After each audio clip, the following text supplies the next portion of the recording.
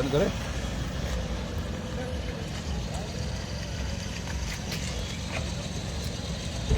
नमस्कार, मैं अभी 12 जिला कलेक्टर के सामने खड़ा हूं। चुनाव के जस्ट बाद में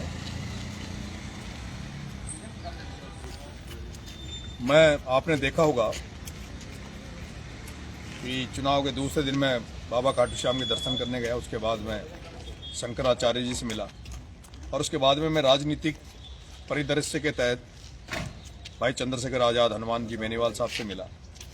और अभी मैं कल जब 12 में आया था तो मेरा मन था कि मैं छबड़ा जाकर लोगों को धन्यवाद दूं, लोगों से मिलूं और अंता में लोगों से मिलूं, उनके हालचाल जानूं, बात करूं।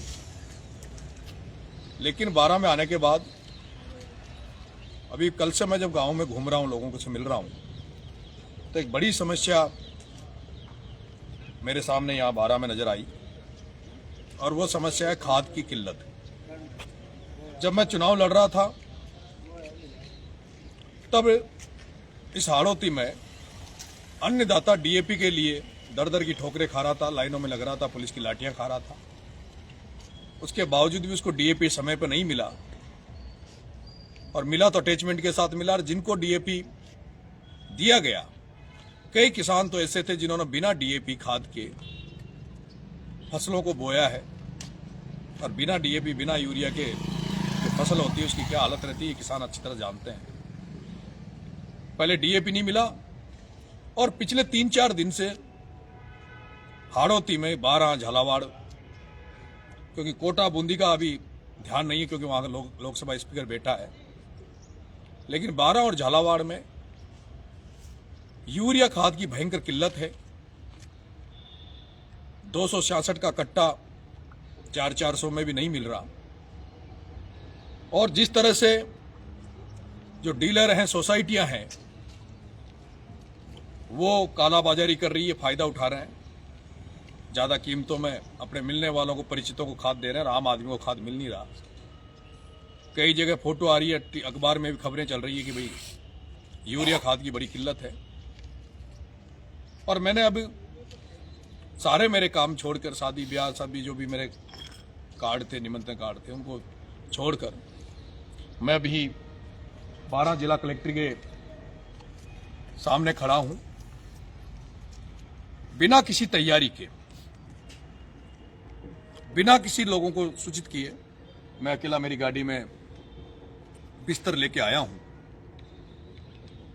जिला प्रशासन से भी अवगत कराना चाहता हूं कि मुझे इस लाइव के माध्यम से इससे मुझे धरने की परमिशन दी जाए। हम अभी एप्लीकेशन लगा देंगे। मैं बिस्तर साथ में लेके आया हूं। अभी यहां पर इसी वक्त खाद की किल्लत के खिलाफ तुरंत प्रभाव से 12 जिला प्रशासन यूरिया खाद की व्यवस्था करे, अन्यथा मैं अभी धरने पे बैठा हूं। और अगर जल्दी ही यूरिया खाद की किल्लत को खत्म नहीं किया गया तो नरेश मीणा भूख हड़ताल, आमरण अनशन पर यहां पर बैठेगा। मैं आसपास के जो भी 12 जिले के आसपास के जो भी गांव में मेरे शुभचिंतक बैठे हैं, जो भी साथी बैठे हैं, उनसे आग्रह करूंगा कि आपके इस भाई की जो अन्नदाता की लड़ाई लड़ने यहां आया है 12 कलेक्ट्री पे, किसानों की लड़ाई लड़ने जो 12 कलेक्ट्री पे आया है, इसकी मदद करने, आप आशीर्वाद देने 12 कलेक्ट्री पे जरूर पधारना। मेरे साथ हमारे किसान नेता भाई साहब दीनबंधु जी धाकड़ साहब हैं, पूर्व प्रधान रामेश जी हैं, इनसे भी मैंने बात की कि भाई इस तरह के हालात है। मनीष जी हमारे पूर्व छात्र संघ अध्यक्ष गवर्नमेंट कॉलेज कोटा, मनीष जी मीणा है, भाई राम प्रसाद जी मेघवाल साहब हैं जो हमारे साथ पूरे टाइम रहे, किसानों के प्रति इनका शुभचिंतक है, जीतू बालापुरा है, और मेरे कई विजय भाई फौजी साहब, विजय भाई, क्योंकि मैंने किसी को अभी इस बारे में बताया नहीं है। मैं अचानक से मुझे लगा कि मुझे अब किसानों की लड़ाई लड़नी चाहिए, धरना किसानों के लिए देना चाहिए, तो हम अचानक से यहाँ आए। मुझे विश्वास है, लेकिन आज तो नहीं, मैं आज अकेला रहूंगा रात भर यहाँ। कल सुबह जितने भी आसपास के गांव में जो हमारे शुभचिंतक है, जो किसानों के भलाई चाहते हैं, किसानों के हितों में जो लड़ना चाहते हैं, उन सभी क्रांतिकारी साथियों का, सभी किसान भाइयों का मैं आह्वान करूंगा इस लड़ाई में हमारा साथ दें। बहुत बहुत धन्यवाद।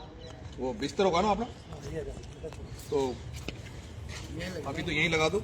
फिर कोई प्रशासन कहाँ की परमिशन देगा तो आप बेटे गांधी जी की मूर्ति के आगे लगाओ, यहाँ लगाओ, नहीं लगो। हाँ, गांधी जी की यही लगाओ। नहीं लगो।